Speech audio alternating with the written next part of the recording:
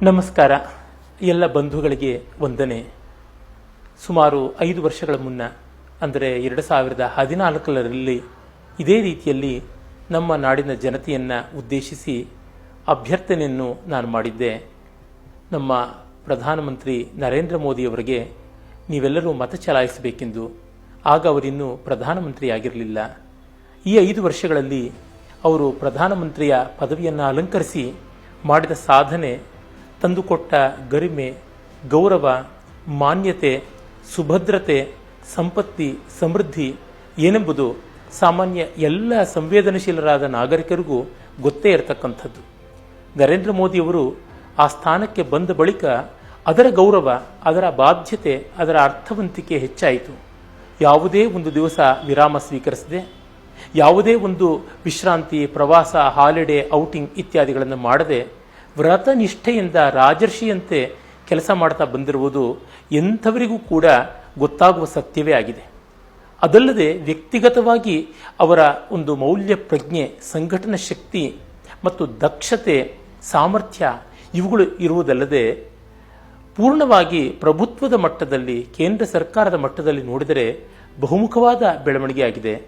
ಆರ್ಥಿಕ ಸಮೃದ್ಧಿ ಇರಬಹುದು, ಸೈನಿಕರಲ್ಲಿ ಆತ್ಮವಿಶ್ವಾಸ ಇರಬಹುದು, ನಮ್ಮ ನಾಡು, ನುಡಿ, ನೆಲ, ಜಲ, ಗಡಿ ಇತ್ಯಾದಿಗಳ ರಕ್ಷಣೆ ಇರಬಹುದು, ಅಂತಾರಾಷ್ಟ್ರೀಯ ಮಟ್ಟದಲ್ಲಿ ನಮ್ಮ ದೇಶದ ಮಾನ್ಯತೆ ಹೆಚ್ಚಾಗಿರುವುದಿರಬಹುದು.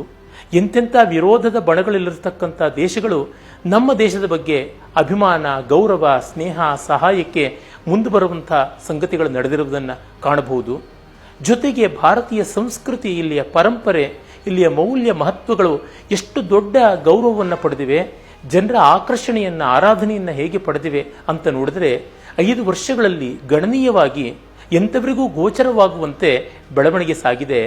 ಇದು ಎಷ್ಟೋ ಅಡ್ಡಿ ಆತಂಕಗಳ ನಡುವೆ, ಅದೆಷ್ಟೋ ಪ್ರತಿರೋಧಗಳ ನಡುವೆ, ಇನ್ನೆಷ್ಟೋ ತೊಂದರೆಗಳ ನಡುವೆ, ವಿರೋಧಿಸುವುದೊಂದೇ ಧರ್ಮವಾಗಿ ಆ ಅಧರ್ಮವನ್ನು ಮಾಡ್ತಾ ಇರತಕ್ಕಂಥ ವಿರೋಧಿಗಳ ನಡುವೆ ಇಷ್ಟು ಮಟ್ಟದ ಒಂದು ಅಭಿವೃದ್ಧಿಯನ್ನು, ಸಂಪತ್ತಿಯನ್ನು, ಸಮೃದ್ಧಿಯನ್ನು ಸಾಧಿಸಿರೋದು ಸಾಮಾನ್ಯ ಮಾನವ ಮಾತ್ರರ ಸಿದ್ಧಿ ಅಲ್ಲ ಅಂತನಿಸುತ್ತದೆ.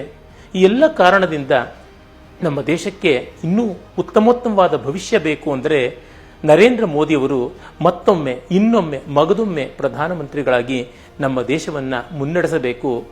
ಈಗ ನೋಡಿ, ಬೆಲೆಗಳಿರಬಹುದು, ಅಥವಾ ನಿರುದ್ಯೋಗದ ಸಮಸ್ಯೆ ಇರಬಹುದು, ಇಲ್ಲವೇ ಗಡಿಯ ರಕ್ಷಣೆ ಇರಬಹುದು, ಅಥವಾ ಒಂದು ಯೋಗದ್ದೇ ಇರಬಹುದು, ಸಂಸ್ಕೃತದ್ದೇ ಇರಬಹುದು, ಭಾರತೀಯ ಸಂವೇದನೆಯೇ ಇರಬಹುದು. ಎಷ್ಟೆಲ್ಲ ಮುಖಗಳಲ್ಲಿ ನರೇಂದ್ರ ಮೋದಿಯವರು ಸಾಧಿಸಿರ್ತಕ್ಕಂಥ ಯಶಸ್ಸು ಅಭೂತಪೂರ್ವವಾದದ್ದು. ಈಗ ಇಡೀ ಜಗತ್ತು ಭಾರತ ಒಂದು ಮಹಾ ಸಂಪನ್ಮೂಲ ಸಮರ್ಥ ಶಕ್ತಿ ಆಗ್ತಾ ಇದೆ ಎನ್ನುವುದನ್ನು ಗಮನಿಸಿದ್ದಾರೆ. ಇದರ ಬಗೆಗೆ ಅಂಜಿಕೆ, ಮೆಚ್ಚುಗೆ, ಬೆರೆತ ಗೌರವ ಇದೆ.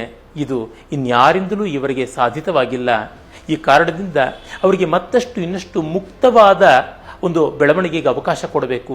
ಅವರ ಕೈಗಳನ್ನು ಮತ್ತಷ್ಟು ಬಲ ಮಾಡಬೇಕು. ಅವರಿಗೆ ನಿರ್ಣಾಯಕವಾದ ಬಹುಮತ ಎಲ್ಲ ದಿಕ್ಕಿನಿಂದಲೂ ಬರಬೇಕು. ಇದು ಪ್ರತಿಯೊಬ್ಬ ನಾಗರಿಕರ ಬಾಧ್ಯತೆ ಆಗಬೇಕು.